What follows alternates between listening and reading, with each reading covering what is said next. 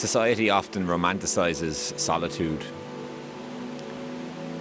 But when we're in pain and when we're suffering alone in isolation, it's different. Some of the loudest experiences I've had in my life have been on my own in my room. And that's what I want to speak about today. I have much experience. If you find yourself here suffering in isolation, just know that you're no longer alone. And I have plenty of experience with that. So, welcome back to episode 9 of A Survivor's Guide to Survival. And welcome back to Symbiotic Vibration, everybody. Last week's episode was actually episode 8. I called it episode 9. I got confused. It happens. So this is actually episode 9.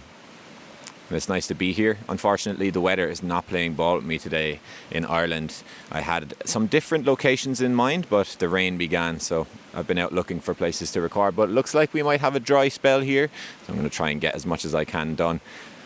Right now, I'm sitting beside a beautiful stream. I don't know if you can see it in the background running underneath this bridge, but it's a lovely little quaint location that I've found. I'm going to go for a nice big long walk around this woods and hopefully find some locations to speak about what it feels like to be isolated whilst suffering. The beautiful aspects of it, the painful aspects of it, what we can learn, and some tips from my experience and hindsight and research that might help you along your own path. And that's all for this beautiful introduction. I'll see you whenever I see you. Okay, crew. The weather is tumultuous here in Ireland today. It's absolutely glorious right now, but it was raining 5 minutes ago. It started lashing rain after my first take. So I've moved to a different forest on the other side of the mountain in hopes that I could pray and make the sun come out, and thus it did, amazingly.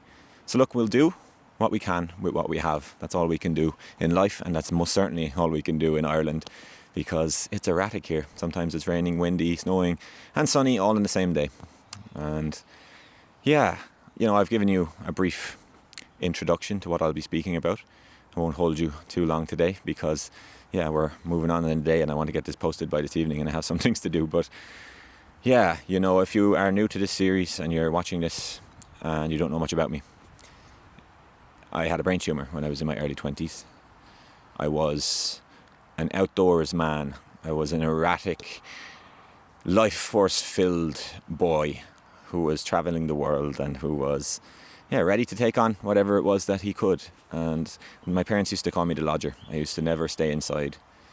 And within the flip of a coin, one day I was stricken by a brain tumour, which was growing from birth but only started to display itself when I was in my early 20s. And I went from that extroverted, eclectic, outdoors individual to one who was suffering in pain and fear and resentment and isolation overnight. Now, if you want more with regards to that story, you can go back and watch through this series. There's so much information and I will continue to share as I go along per subject.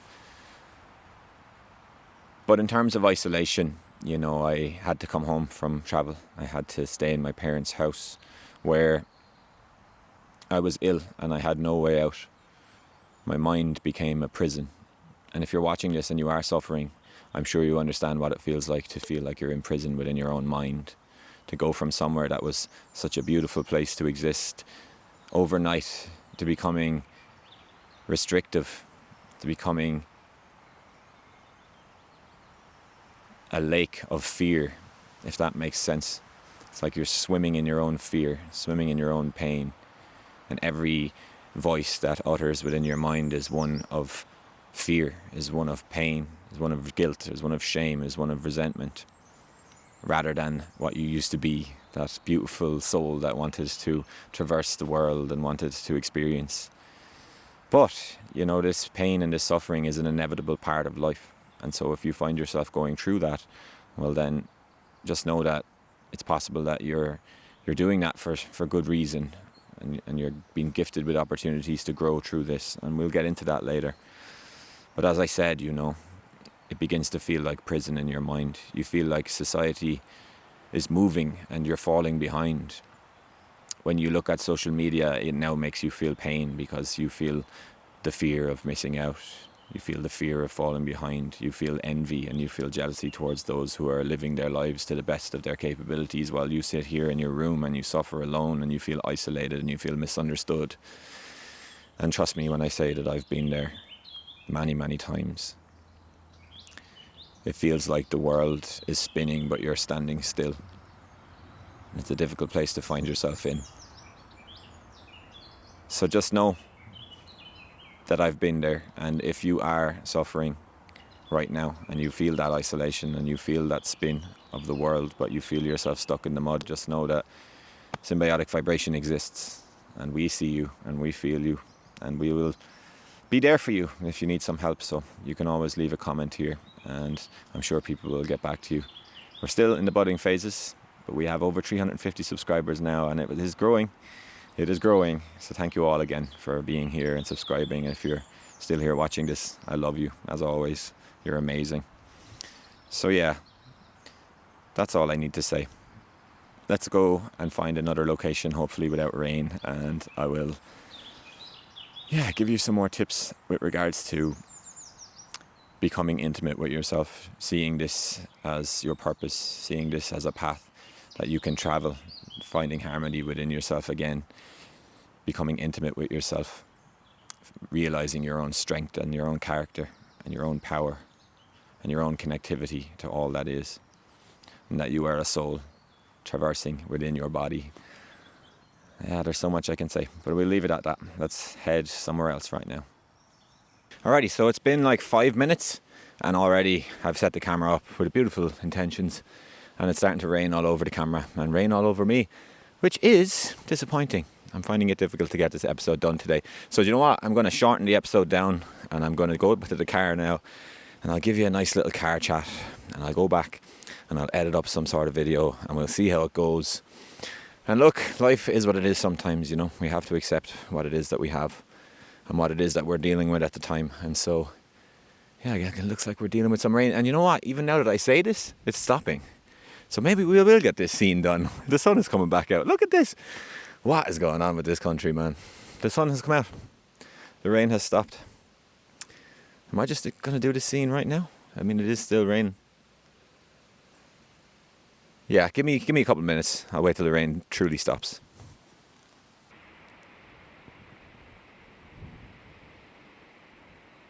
Well, this is just amazing. It really is. You know, I had just accepted my faith, and I looked up to the sky as it started to lash rain, and I said, okay, I accept. I'm going to go back to the office and I'm going to finish up the episode there. So I packed my bag and I walked about a half a mile that way. And then the sun came out and the skies turned completely blue. And it was almost as if by accepting my faith and accepting what I had, the universe was like, do you know what? Good job, buddy. You didn't get frustrated. Here's some sunlight. Go back and finish your episode. And so, yeah, that's what we're working with. And the wind is probably going to knock my camera. I hope it doesn't. I really like this camera. So yeah, you know, just to finish up, I've already spoken to you about my story of isolation in pain. I've given you a synopsis of what that feels like, and I'm sure you resonate if you're watching this and you are in pain also. But I want to outline the difference between chosen solitude and pain in isolation, you know, because when we choose solitude, for instance, if I choose solitude now, which I do very often, I choose to reflect, I choose to ground, I choose peace, I choose connection. And it's a beautiful thing to be able to give yourself that space and that isolation to digest your experience and to connect with everything. But when we're isolated in pain, it's completely different. You know, we're filled with grief, we're filled with pain, we're filled with fear, we're filled with shame and guilt and resentment. And it's a much different experience than when you choose solitude. And it takes a lot more work. It takes courage and bravery. It takes introspection. And what is it that we're trying to find within this suffering, within this pain? It's harmony. And I say it all the time, but without suffering and without pain, we won't be able to experience the beauty of life on the other side. And so adversity is what builds character. And that's what you're going through right now. And you have the opportunity to present your body and present your mind with the best chances of finding harmony and peace once again within your body, within this vessel. And so how can we do that? You know, I speak about these things all the time. But you are your best friend. And most certainly while you're isolated. You know, if your family and your friends don't understand what it is that you're going through, obviously, like I say all the time, you can seek support in your support groups. But when you're alone and when you're isolated and you're feeling that pain and all of those emotions that I referenced earlier, the diary is your best friend. You know, a place for you to vent, a place for you to learn about yourself, to become intimate with yourself, to understand who you are, right down deep to your core, to explore what it is to be a human, what it is to be experiencing life through the five senses right now, what life means to you, and what this suffering means to you, and where it came from. And my God, we're rocking hard here, so I hope this video isn't too rocky, and I'm now out of flow, which does tend to happen.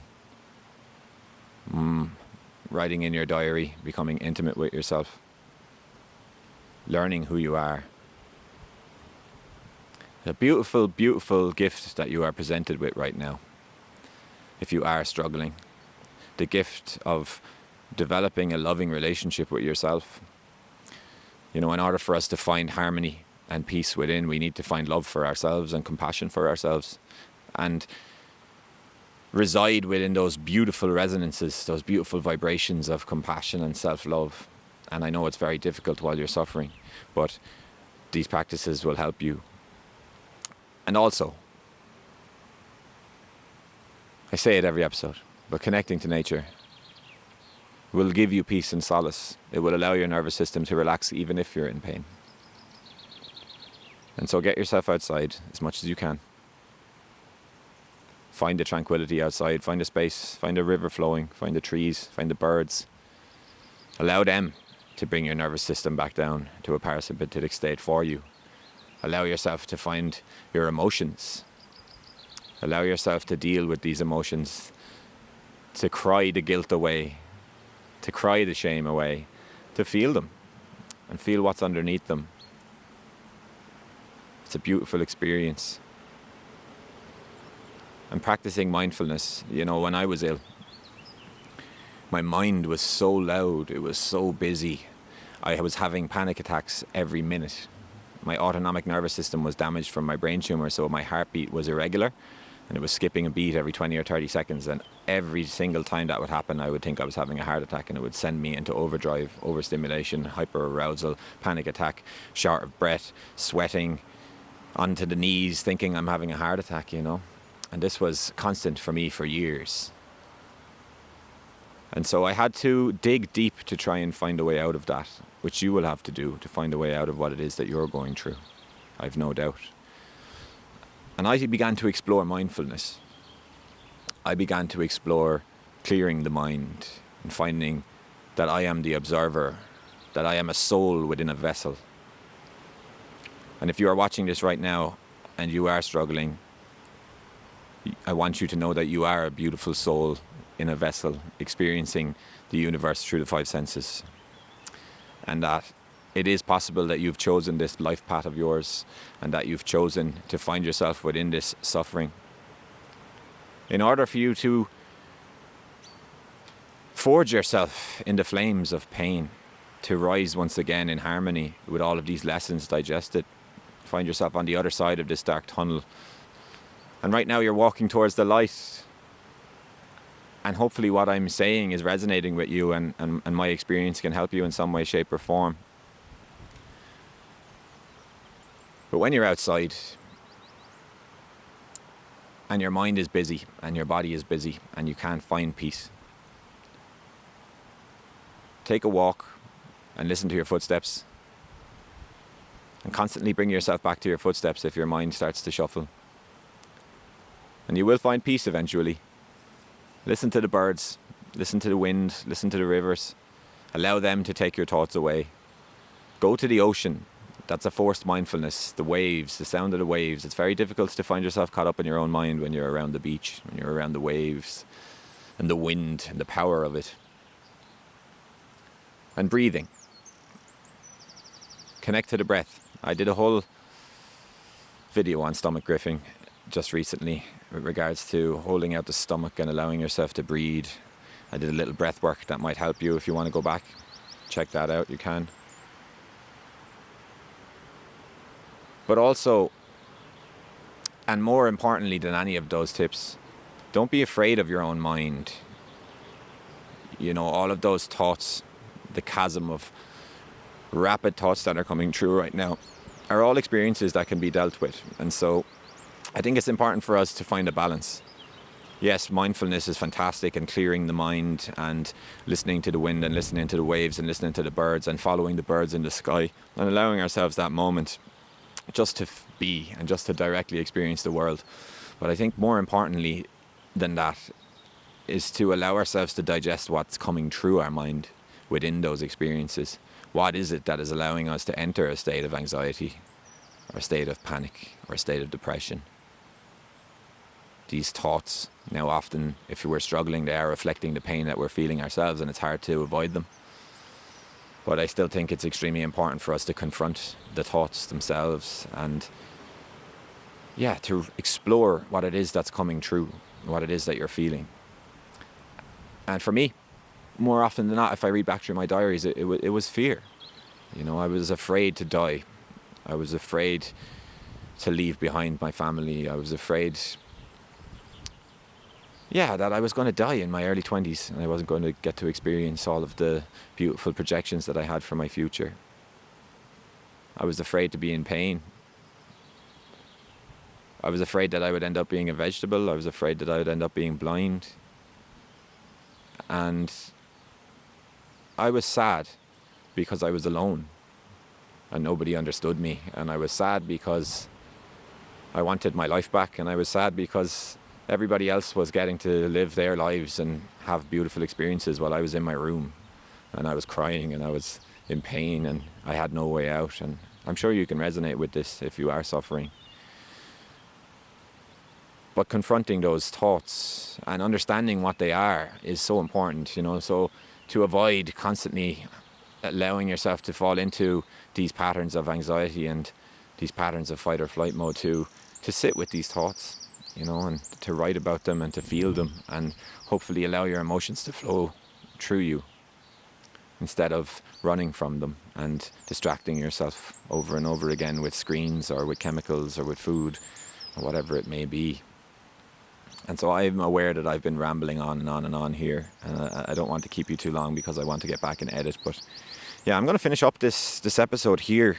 You know, it hasn't been the most glorious episode of A Survivor's Guide to Survival. I'm totally aware of that. But I've done the best that I can with what I have today in terms of weather. The day is getting off on me, and I really do need to go back and edit now before I head off and experience my evening. I have some plans. So, look, I know I've probably reiterated a lot of what I've said already through this series, but I think it's important to explain isolation and solitude in depth, and that's what I've done my best at doing today. So look, if you have any more questions, always feel free to leave a comment. Please feel free to subscribe and like this video, because it helps me to grow this community and this algorithm. And yeah, that's about it. I love you all, and the next episode of A Survivor's Guide to Survival will be out in 2 days' time on Friday, and it's going to be amazing. I know it is. I have great plans. So we have a camera person. We're going to do a beautiful motivational hike, and it's going to be the end of this first third of A Survivor's Guide to Survival, and it will just be a motivational, beautiful video, and I'm looking forward to creating it. So, yeah, stay strong. You're powerful, you're beautiful, you're amazing. And right now you might find yourself struggling and suffering, but I can assure you that I've been through it and I've come out the other side, and I know that you can too. And on that other side will be a glorious, glorious mindset shaped from the fire that you find yourself in right now. So, adios, my friends, my family. my loved ones. I'll see you on the next episode.